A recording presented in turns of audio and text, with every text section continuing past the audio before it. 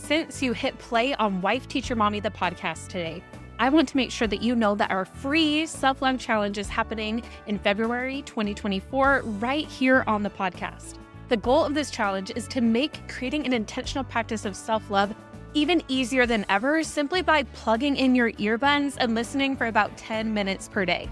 But for the full experience, you're going to want to get the scorecard so you can enter the giveaways, get the daily journal prompts sent to your inbox, and join us for the live wrap-up podcast recording. Yes, you get to join me in the studio and record the podcast together live. It is all free. Go to wifeteachermommy.com/self-love challenge to sign up. Again, it is completely free. You'll get a daily reminder with the free 10-minute coaching each day and your journal prompt, and you will see a transformation over these 14 days. It is not only going to impact your relationship with yourself, but as I'll teach during the challenge, it is going to impact every single other relationship you have in your life, your relationship with other people, your relationship with teaching. That energy is going to impact every single other aspect of your life. So sign up at wifeteachermommy.com/self-love challenge. It's free. Now let's get to the episode. You are listening to a replay on Wife Teacher Mommy, the podcast, summer learning must-dos for math and language arts. If you want to hear just how much learning loss can happen over the summer and how to combat it, check out this amazing replay from last year, plus some of my reflection of this episode and why I'm doing this and how it applies to you too.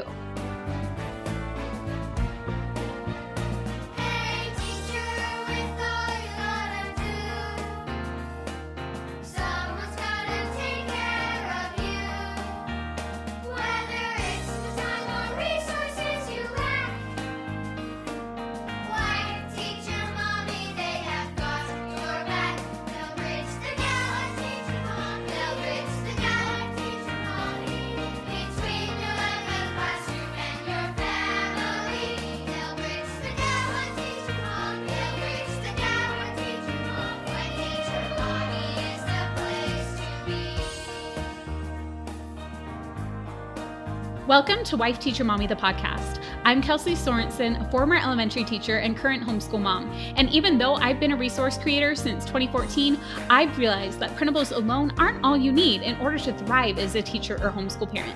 That's why I also created this show and got certified as a life coach to help you finally kick burnout to the curb and feel confident with whatever challenges come your way. With the right mindset strategies and new teaching inspiration, you're going to be well on your way to your best teacher life. Now let's go.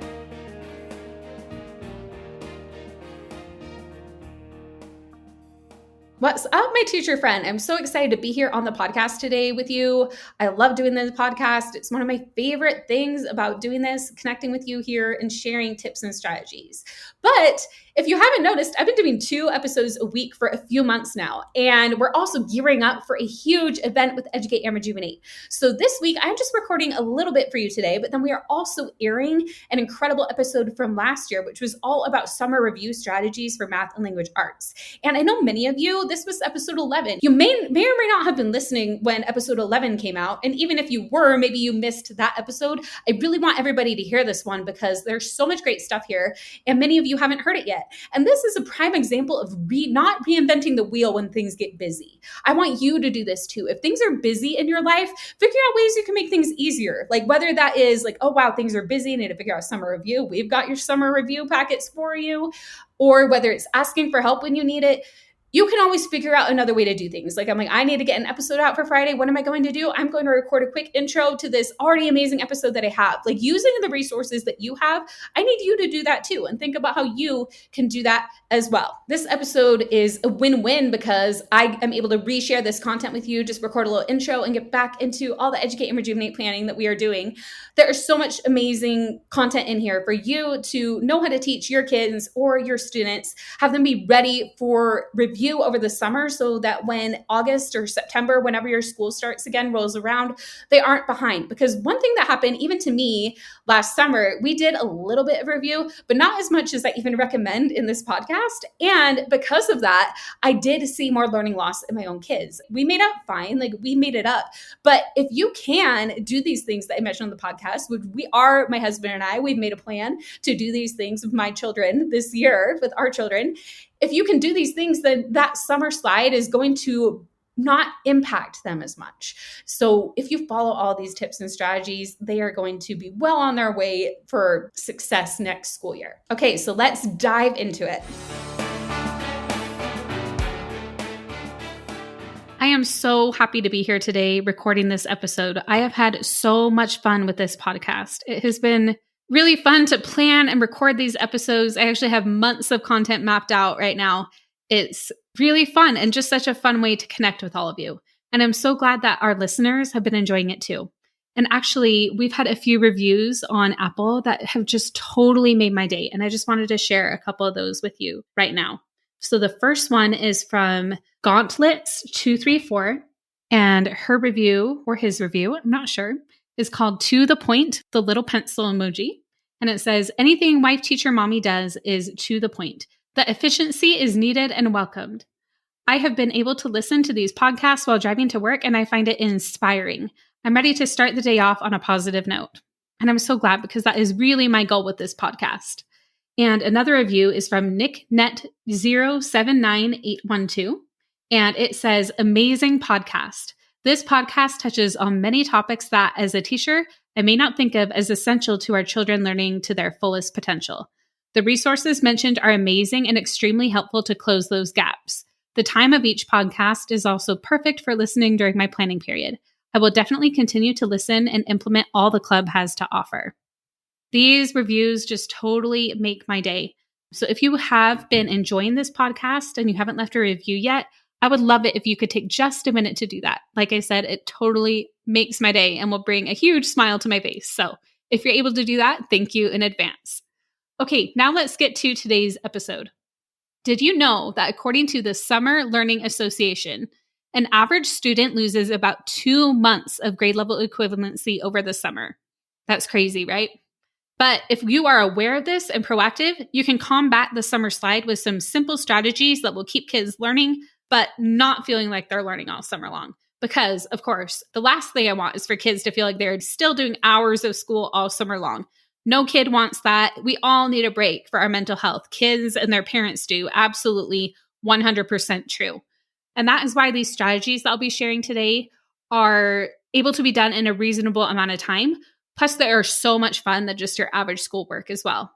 Any review or catch up I do with my kids during the summer must be fun and engaging and pack a powerful punch in a short amount of time.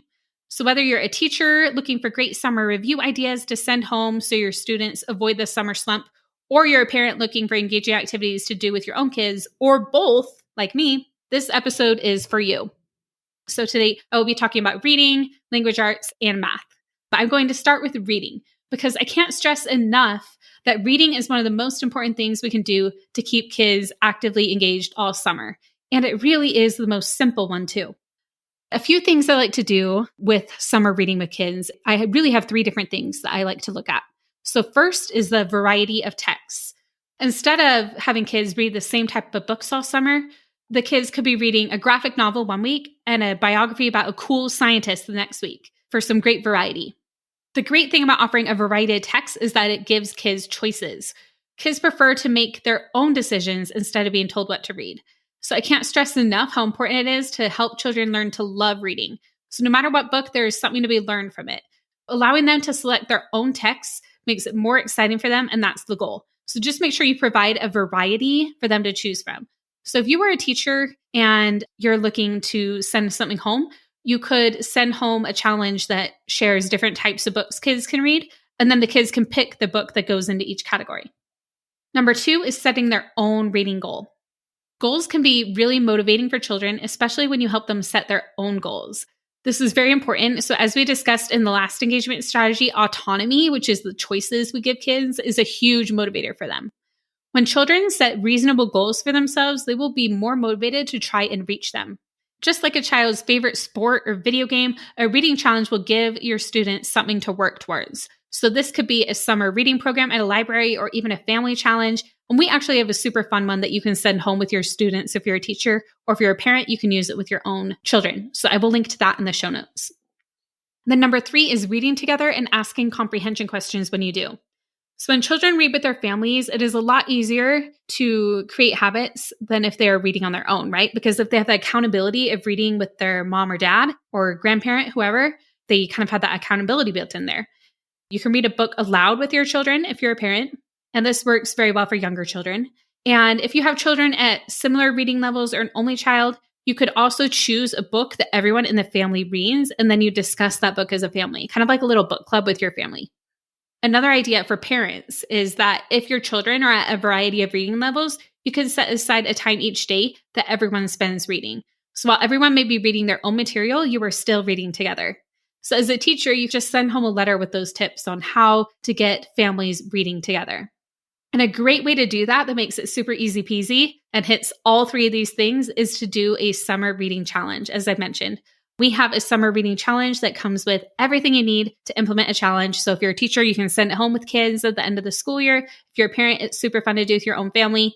It has a challenge chart for your kids to keep track of all the different books they're reading and all the different genres or categories. And the great thing is it's editable. So like I said, we want choices. So kids get to pick what categories they want to put in there, which is super cool. There are also bookmarks, so they can use that bookmark as they read and even mark it off on their bookmark. We have a ready-to-go letter to send home, so you don't have to put that together yourself if you're a teacher. It's really a great resource to just make that super easy. So I will link to that in the show notes. Next, let's talk about language arts. Obviously, there are a few components to this, but one thing that you can do, kind of like reading, that is just so simple that you can implement with hardly any materials is writing. Just have them write. Just like we talked about with reading, they can write about anything. They can pick. That autonomy is really helpful for kids. And then while they're doing this, you can also talk about their language and have them revise and correct any spelling and grammatical errors within their writing, kind of like following the writing process, because that also helps them remember, spelling, grammar, punctuation. It incorporates other areas of language arts too. And here are some fun ways that you can incorporate writing into the summer while making it feel fun and summer-like. Really, one way I like to do this is by having like summer themes for the writing. So for example, for narrative, the kids could write about a summer road trip and a family gets a flat tire. What happens next? You could kind of give them a prompt like that. Or for informational, they could write about how to build a sandcastle or how to not get a sunburn. Or for opinion writing, you could have them say why this ice cream place is the best one to go to, or why whatever, insert the blank, is the best summer activity. And then the final one that I think is really fun, especially because right now I've been doing it with my own child, Parker. He's very into comic books. So comic book writing is so fun because it doesn't really feel like writing. They're drawing lots of pictures, which is also great, but it gets kids writing without even realizing they're doing it. So comic book writing is another idea that's a lot of fun for the summer. Some other activities you can do to kind of get even more into like the grammar and parts of speech are fill in the blanks and Mad Libs. My kids love these because they make really funny stories. They get to fill in the blanks and then they just laugh and laugh as they read them to each other. And they will beg to do these. Like it doesn't feel like work to them. So they're a lot of fun. And we have some of these in our summer subplans or our summer homeschool lessons. Those are basically the same resource. They're just either tailored towards teachers or towards parents. And if you'd like to practice even more with grammar, having one sentence practice per day can also be manageable during the summer. In our summer learning packets, we have one practice sentence per day where they fix the mistakes in the sentence. And one sentence per day won't take very long, and so they won't feel like they're being given a lot of work. Our summer learning packets cover all of this, all of those ideas for the writing. They came from those packets. There are so many more for each type of writing than I named. So make sure to check those out if you want some easy summer review, summer learning to send home. If you do check them out, you will want to get the grade level that your kids or your students just completed. I am interrupting this episode for just a moment because I want to remind you about our summer event, Educate and Rejuvenate. Here's what a few of our attendees from last year had to say about it. So Shelby said, "You did amazing for your first year. I've teared up, came to realization, and honestly got my fire coming back. You and your team have created an experience that so many teachers have truly needed and wanted. I know I said it so many times, but thank you and thank you and thank you for working so hard for all of us educators. Wife Teacher Mommy is truly a community I always want to be a part of. Keep it up." Holly says, "Thank you for an incredible learning and growing experience with the most professional, intelligent, experienced, generous presenters. I enjoyed every presentation, lesson, talk, and effort. This was the best PD I have ever attended. Thank you. And Fifi said, thank you for your desire to encourage and rejuvenate teachers. You provided hope, joy, and inspiration for so many. I'm so grateful. Go to educateandrejuvenate.com to learn more and grab your ticket to join us this year. Okay, now let's get into summer math. So there are a few things that I like to keep in mind with math. So the first one is to make it quick, because for a lot of students, math is an overwhelming subject. And like we talked about before, anything that feels like school should be kept short during the summer. So a short one problem practice a day for quick math review is a great idea, because then you can keep all the skills from the school year sharp. So kind of like a spiral review where they will have one problem each day, but it will help keep those skills sharp. And then another great idea is to have one math fluency page per week. The math fluency will cover basic operations depending on grade level. That may be counting, addition, subtraction, multiplication, division, etc. And that should only take a minute or two that you time them to do that fluency sheet. So just a few minutes by doing those quick math reviews and fluency practice will keep those skills sharp, but then kids can move on with their day. And then another way to get even some more math in and kind of sneak it in is to make it fun. So one of the ways that my family likes to do this is with math games. We love board games in my house. So some that we have, one of them is called the Sums in Space. And that is a great one for addition and subtraction. So for younger children. And it's really fun because there's a space theme, which all those younger kids really seem to like. Then another one I really like is called Dino Tracks. And that one is for place value.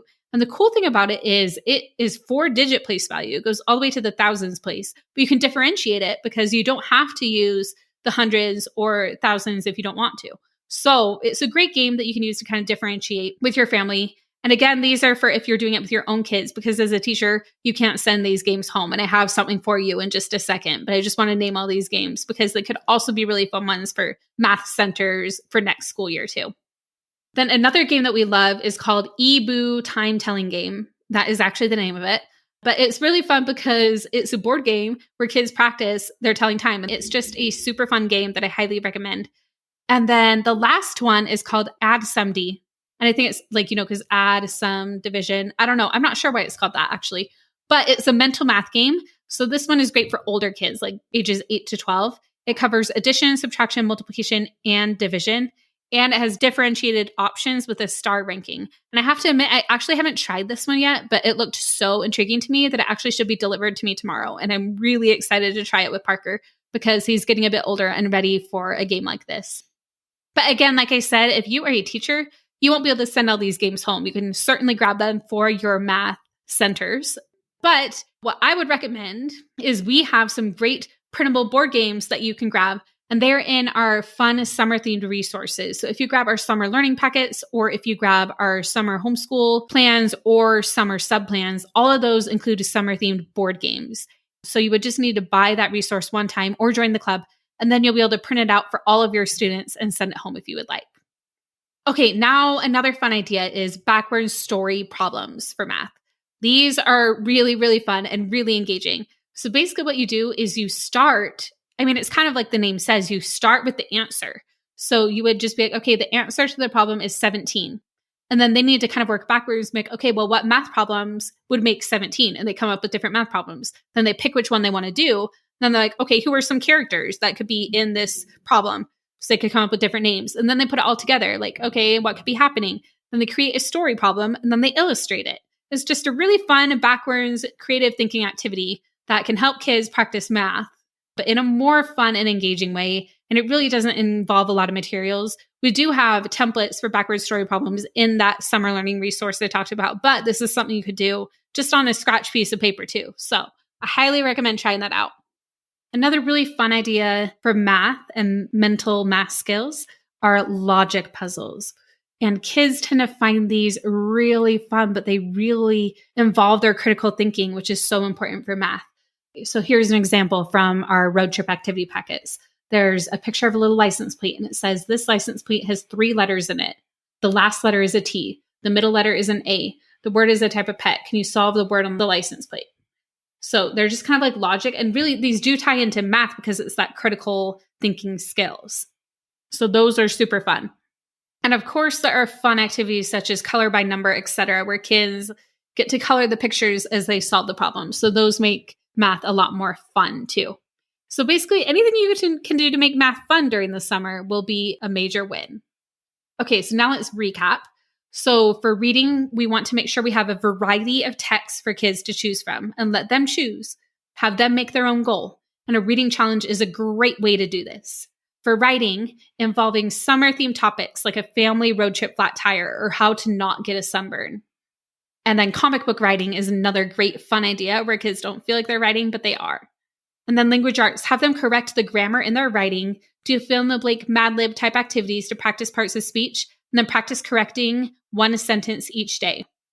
Then for math, we want to keep it simple. One review problem each day and a fluency passage page each week will keep skills sharp. Math review games are super fun. I named a bunch in this episode of board games that could be purchased if you are a parent. I will link to those in the show notes. I will create a new Amazon category for that. But also we have resources as well if you're a teacher, so you can print out and send those home. Backwards story problems are a great way to get kids thinking backwards, logic puzzles, and colors by numbers. All of those are super fun activities to use for summer review. Now, the resources mentioned, if you are a club member, you can download all of these by logging into your club member dashboard and just downloading them. We have so much available for summer learning, and all of you club members are going to love these resources. If you're not a club member, you can certainly join us at wifeteachermommy.com/club. You'll be able to download all of these, or you can purchase the individual resources that have what you need.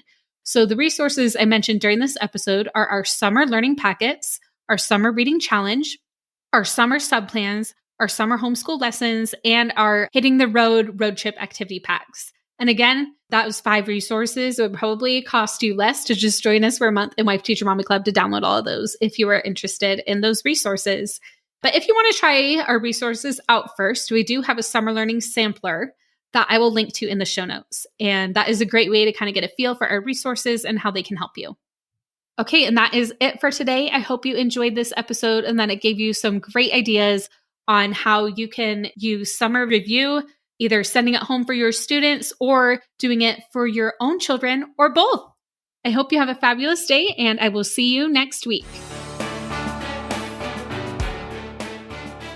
Okay, I hope you enjoyed this episode from last year. I had a lot of fun recording it. But as you can tell, I was actually newer at podcasting back then. I was reading a lot. And at the very beginning of the episode, I mentioned fun quite a few times. I was like, it's so fun. I love this. It's so fun. It's so fun. It's so fun. Like within 3 sentences. And I'm trying to get better at that. I'm trying to be more natural. Like I take more bullet point notes and I go off script a little bit because I want to feel more natural when I'm podcasting. And I feel like that's something I'm better at doing than I was back then. But what I want you to learn from this is that you can just start whatever it is you're doing, whether it's like, you want to figure out how to teach the science of reading, or you want to figure out how to do some sort of new thing in your classroom or homeschool, or maybe it's completely unrelated and it's a talent or something you want to find yourself again outside of just teaching or being a mom or whatever things. Just start, because you can always improve from where you start, but you can't improve if you don't start. So that is my word of advice. Like, for me, it was podcasting. I can see my growth between now and then. I feel like I have grown, but even then I was so proud of myself for putting out a podcast. And like I mentioned, I re-aired it because it was such great content about summer learning, but I do think I'm even better at it now. So if you noticed about this episode, it was all about activities for the kids. So if you want to learn more about how to design your own intentional summer, not for the kids, not for your students or for your children, but for you to make sure it's intentional for you and meets your needs and make sure you are ready for next year, listen to episode 79 of the podcast, which I just recently recorded. It's called The Secret to a Purposeful Teacher's Summer. I would highly recommend checking out that episode. I really want every teacher to listen to it, every teacher, every homeschool parent, because it's going to help you make sure that your summer has that right balance of intention and being ready for next school year, but also getting the rest that you need. There's so much good stuff in there. I can't go over it all right now. It's all in that episode. So go back to episode 79 and check that out. And also, like I mentioned, I've been doing 2 episodes a week for the last few months. We'll continue through beginning of July. And there have been amazing, incredible interviews with our Educate and Rejuvenate speakers. If you have not been listening to those, be sure to check them out. It's going to give you a great sneak peek of if you're considering attending Educate and Rejuvenate. It'll help you know whether it's right for you or not. And if you are attending Educate and Rejuvenate, man, it's going to get you excited for what is to come. And if you're not sure what Educate and Rejuvenate is, be sure to just go to educateandrejuvenate.com. It is our amazing summer conference you won't want to miss. It's why I'm doing double episodes, and it's why I'm a little busy right now and re-aired this one today for you. Now, last but not least, if you are still wanting to get that summer review stuff that I mentioned in the episode today, be sure to head to the show notes. You can grab those summer learning packets. The content is amazing, and it'll help you do all of those things that I mentioned on the show today. And there's even a free version if you want to try it out first. Okay, that is everything for today. I can't wait to talk to you again next week with another incredible interview. So be sure to hit subscribe if you haven't yet, and we'll talk soon. If you enjoyed this podcast, be sure to hit subscribe so you don't miss an episode. And if you're ready to take the next step, come grab your ticket to join me at Educate and Rejuvenate, the education event of the year on June 27th and 28th, 2023. This year, we have two incredible live keynotes, Joe Dombrowski, aka Mr. D, and best-selling author and video creator Christina Kuzmich. We have over 60 incredible speakers speaking on topics such as math, language arts, reading, social emotional learning, classroom management, homeschooling, and tackling burnout. We start the day with a workout together each morning. We have panels with the presenters, and you'll even get to join live coaching with me and even raise your hand if you would like to be coached. Plus, we give away tons of prizes throughout the event too. It is the best PD you could ever attend, and all of this is happening from the comfort of your own home. It's just $19 for a ticket, and past attendees have said that this is what finally lit a fire under them to enjoy teaching again, and that it was well worth every penny. Go to educateandrejuvenate.com to learn more about the 2023 event, or if you're listening to this later, that link will show you what's up next as we will continue to do events like this. I hope to see you at Educate and Rejuvenate.